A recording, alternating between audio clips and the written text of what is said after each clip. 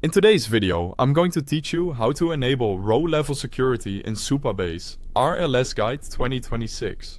Row-level security, or RLS, is what keeps your data safe by ensuring users only read or modify the rows they're allowed to. Think of it as a gatekeeper between your database and every query coming from your app, whether that's through the REST API or a client like the JavaScript Supabase JS library. With that context in mind, let's walk through enabling it in your project. First, head over to supabase.com, open your browser, type the address, and load the dashboard. If you're not already signed in, quickly log in using your preferred method. Supabase supports common providers, so this should be straightforward and fast. Once you land on the homepage, choose your organization. This routes you to the correct workspace so you can manage the projects that live under it. Now, select your existing project. If you don't have one, you can create a new project first, but I'll continue using an existing one.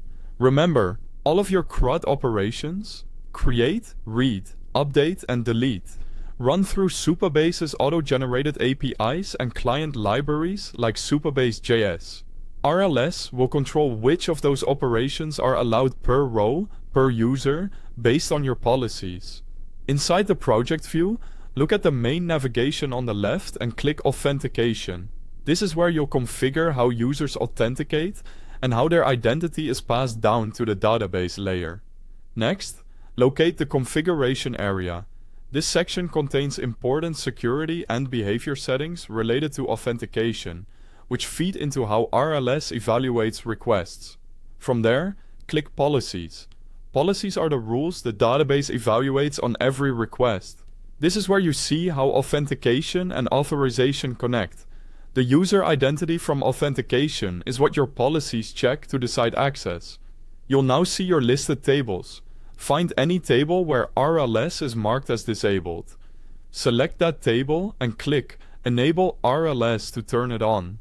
Enabling RLS restores the protective layer that ensures only permitted rows are accessible. A quick but crucial note: enabling RLS by itself doesn't grant access. If there are no policies, all access is denied by default. That's by design. Make sure you have or plan to add the appropriate policies to allow the exact reads and writes your app needs. This keeps your data secure while preventing unexpected query failures. That's it.